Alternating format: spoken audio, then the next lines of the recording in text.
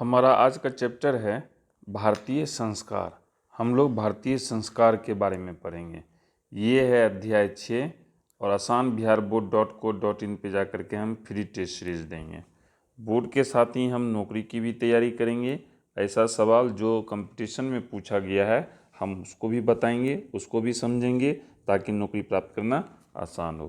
Picture से clear है, हम भारतीय संस्कार के बारे में बात कर रहे हैं।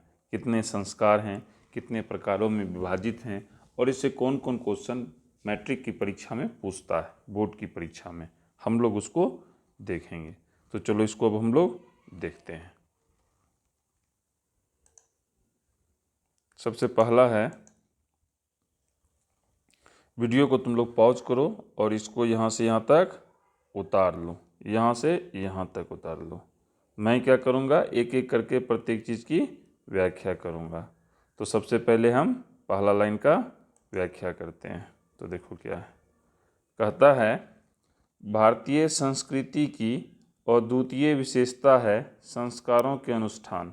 आज संस्कार शब्द को व्यंग्य के रूप में प्रयोग किया जाता है, परंतु भारतीय जीवन प्राचीन काल से ही संस्कार के महत्व को धारण किए हुए है, ये कहता है। तो चलो इसको समझते हैं। सबसे पहले ये क्या कहता है, तो देखो हम बात कर रहे हैं भारतीय संस्कृति की। जब हम भारतीय संस्कृति की बात करते हैं तो इसकी कई विशेषताएं हैं। उसमें से एक अद्वितीय विशेषता है। अद्वितीय का मतलब होता है अ मतलब नहीं, द्वितीय मतलब दूसरा, इसके जैसा कोई दूसरा नहीं, यानी यह अपने आप में एक अकेला है। वो क्या है, वो है संस्कारों के अनुष्ठान। अब सवाल है, आजकल संस्कार को किस रूप में प्रयोग किया जाता है। आज हम संस्कार शब्द को व्यंग्य के रूप में प्रयोग करते हैं। किसके रूप में प्रयोग करते हैं, व्यंग्य के रूप में प्रयोग किया जाता है। जैसे जब भी हमको किसी की बुराई करनी होती है तो हम कहते हैं लगता है इसके माँ बाप ने इसको संस्कार ही नहीं दिया है, तो हम क्या करते हैं, संस्कार शब्द को व्यंग्य के रूप में प्रयोग करते हैं। लेकिन ऐसा नहीं है, ऐसा नहीं है। भारतीय जीवन जो है वो प्राचीन काल से ही संस्कार के महत्व को धारण किए हुए है। हमारा जो जीवन है उसमें प्राचीन काल से ही संस्कार का महत्व है। संस्कार का एक स्पेशल जगह है हमारे जीवन में। तो क्लियर हो गया। अब हम लोग इसमें से देखते हैं इसमें से क्वेश्चन क्या क्या पूछता है। पहला क्वेश्चन इसमें से पूछेगा, भारतीय संस्कृति की अद्वितीय विशेषता क्या है। तो आंसर हो जाएगा संस्कारों के अनुष्ठान, ये आंसर हो जाएगा। दूसरा क्वेश्चन पूछेगा, संस्कार शब्द को आजकल किस रूप में प्रयोग किया जाता है। तो आंसर हो जाएगा व्यंग्य के रूप में। क्या आंसर हो जाएगा, व्यंग्य के रूप में प्रयोग किया जाता है। क्लियर हो गया। उसके बाद पूछेगा,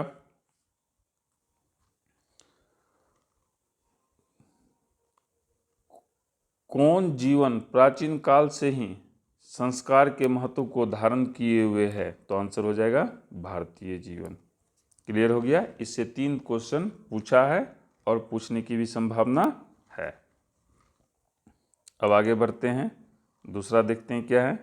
कहता है प्राचीन संस्कृति का ज्ञान पहचान संस्कार से होता है। कुल 16 संस्कार प्रायः 5 प्रकार में विभाजित है। एक जन्म से पूर्व 3, दूसरा नंबर में है शिशुवावस्था में 6, तीसरा नंबर में है शिक्षा काल में 5, चौथा नंबर में है गृहस्थ जीवन में 1 और 5वां नंबर है मृत्यु बाद 1। ये है। तो चलो इसको हम लोग समझते हैं। कहता है, क्या कहता है उस चीज़ को देखो। हमारा जो प्राचीन संस्कृति है, जब हम इसकी पहचान की बात करते हैं, कोई ये कहता है कि भारतीय संस्कृति की पहचान किससे होती है, या प्राचीन संस्कृति का अगर हमको ज्ञान प्राप्त करना हो तो हम कहाँ से प्राप्त करेंगे। तो कहता है वो सारा चीज़ किससे होता है, संस्कार से होता है। हमको संस्कार को समझना होगा। अब कहता है हमारे यहाँ कुल 16 संस्कार हैं। कितने संस्कार हैं, 16 संस्कार हैं। इसको क्या किया गया है, 5 प्रकार में विभाजित किया गया है। कितने प्रकार में विभाजित किया गया है, 5 प्रकार में।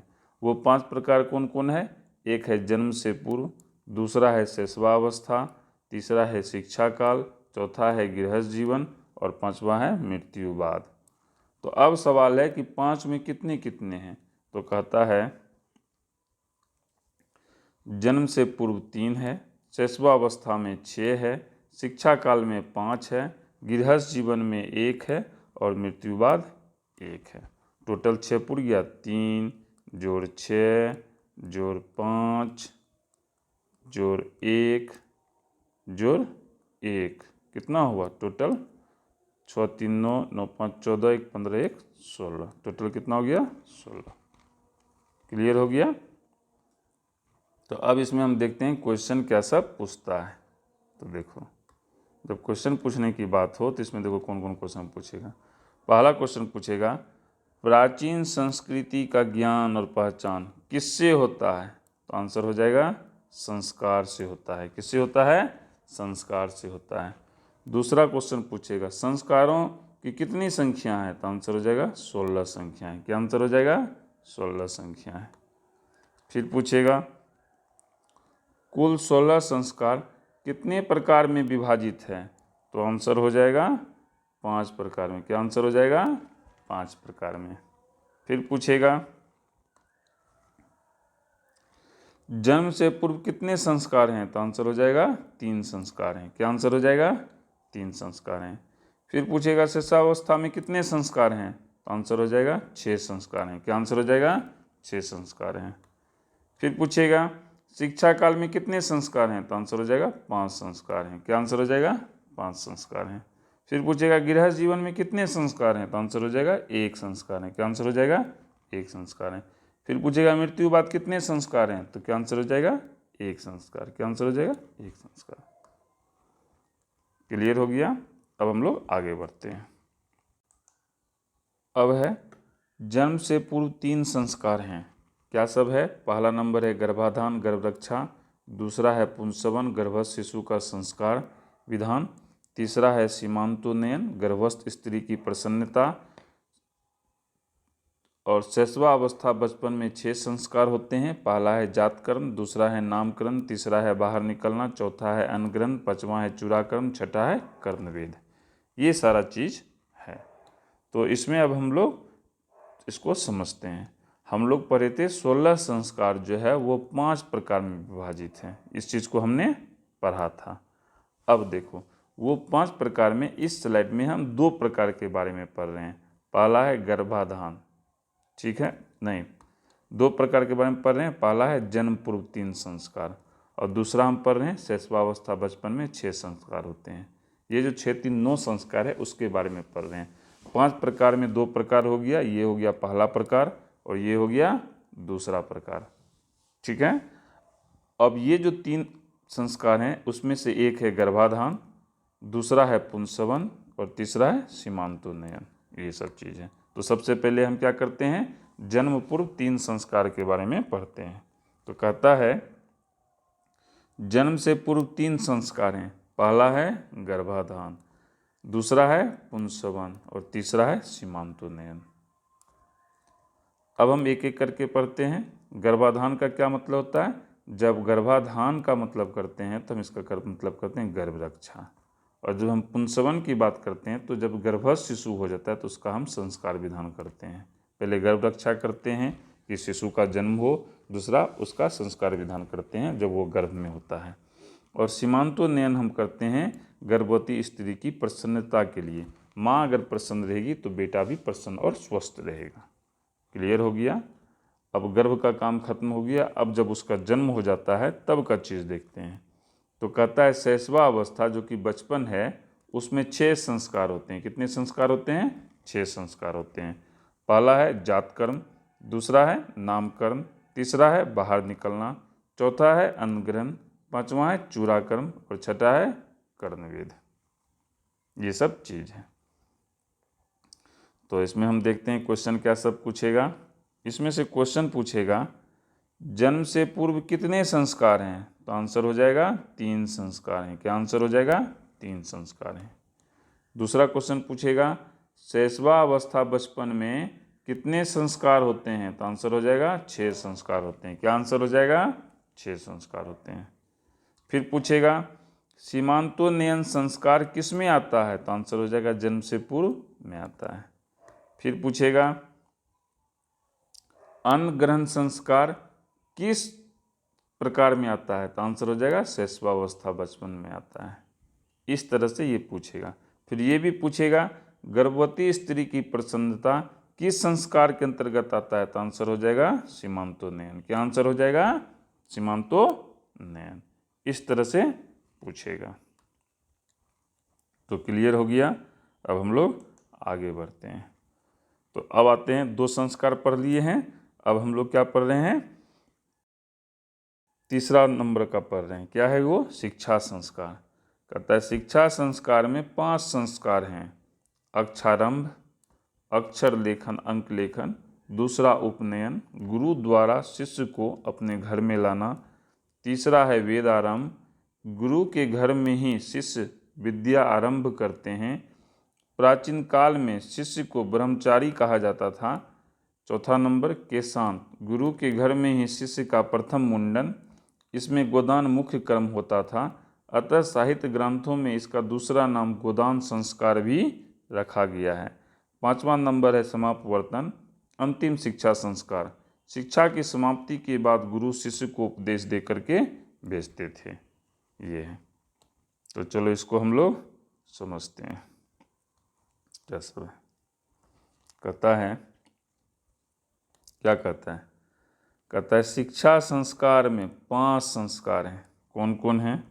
तो पहला क्या है? अक्षरारंभ, दूसरा क्या है? उपनयन, तीसरा क्या है? वेदारंभ, चौथा क्या है? केशांत, और 5वां क्या है? समापवर्तन।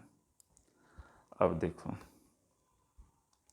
पहला है अक्षरारंभ, नाम से ही क्लियर है, अक्षर का आरंभ यानी अक्षर लेखन और अंक लेखन। 5वां क्या है? समापवर्तन यानी अंतिम शिक्षा संस्कार, यानी अभी शुरुआत हुआ है और यहाँ पर अंतिम हो रहा है। जब अंतिम होता है तो क्या होता है? शिक्षा की समाप्ति होती है और उसके बाद गुरु शिष्य को उपदेश दे करके भेजते थे कि तुम्हारा शिक्षा अब समाप्त हो गया है, अब तुम घर की ओर जाओ। तो पहला और अंतिम हमने पढ़ लिया। अब आते हैं दूसरा नंबर, उपनयन। आज भी ब्राह्मणों और भूमियारों में, बिहार में 2 जाति है, ब्राह्मण और भूमियार, उसमें उपनयन संस्कार को मनाया जाता है। इसमें क्या होता है? गुरु द्वारा शिष्य को अपने घर में लाया जाता है। तो क्या हो गया? गुरु के यहाँ शिष्य आ गया। जब गुरु के यहाँ शिष्य आ जाएगा तो अब वो क्या करेगा? वेद पढ़ेगा। क्या पढ़ेगा? वेद पढ़ेगा। अक्षर वो पहले ही पढ़ लिया था, अब है वेद का आरंभ होगा। तो जब गुरु के घर में आ जाएगा तो गुरु के घर में ही शिष्य विद्या आरंभ करते हैं, यहाँ पर विद्या का शुरुआत करते हैं।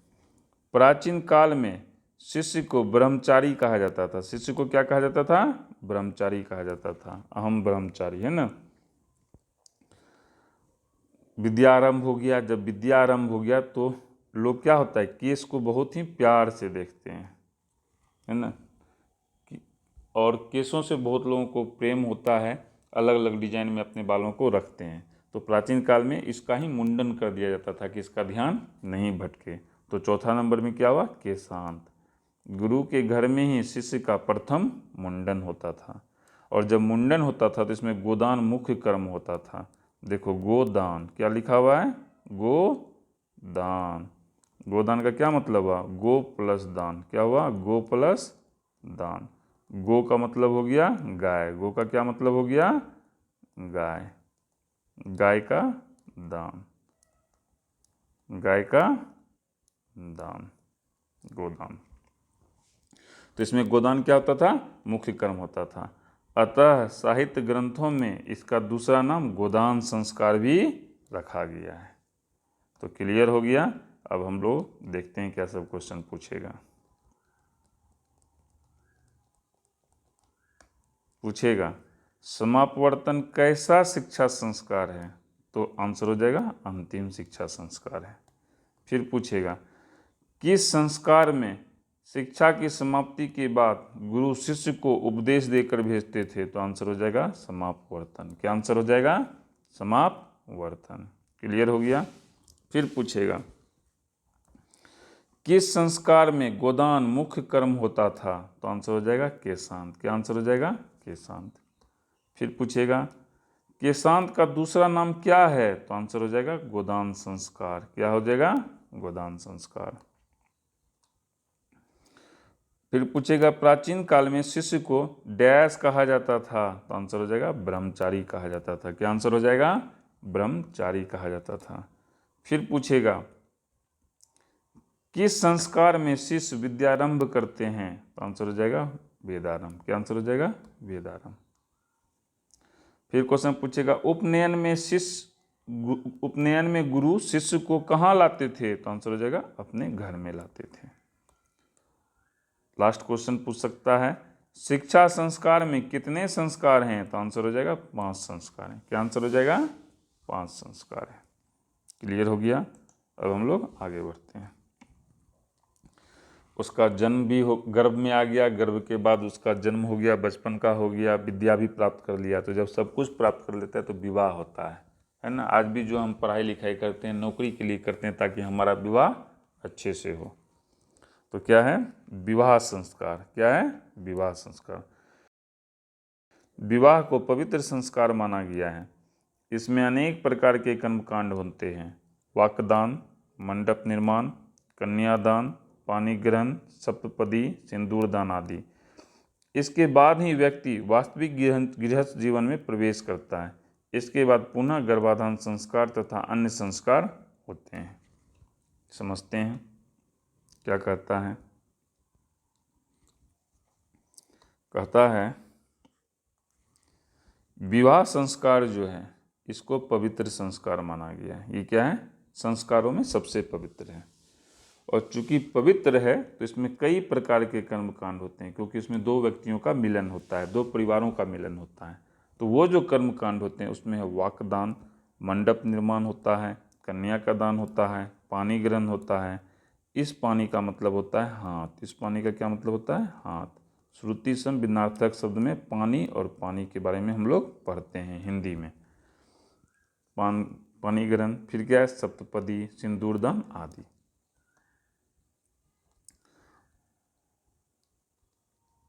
और जब ये सब काम हो जाता है तो इसके बाद ही व्यक्ति क्या करता है? गृहस्थ जीवन में प्रवेश करता है। जब गृहस्थ जीवन में प्रवेश करेगा तो फिर उसको संतान की प्राप्ति होगी, चाहे वो पुत्र हो या पुत्री हो। तो उसके बाद फिर पुनः गर्भाधान संस्कार तथा अन्य संस्कार होते हैं।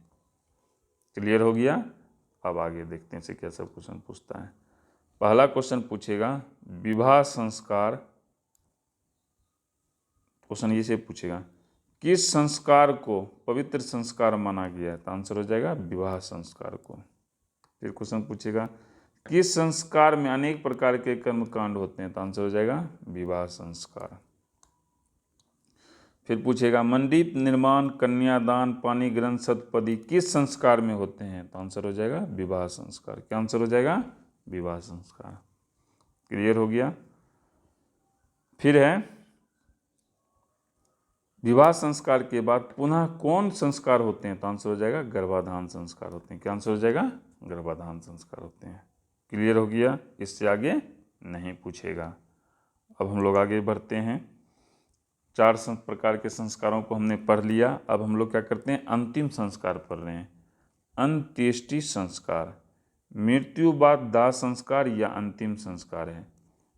इस प्रकार संस्कार भारतीय, यहाँ क्या होगा? भारतीय जीवन दर्शन का महत्वपूर्ण उपादान है। चरित्र का निर्माण संस्कार से होता है।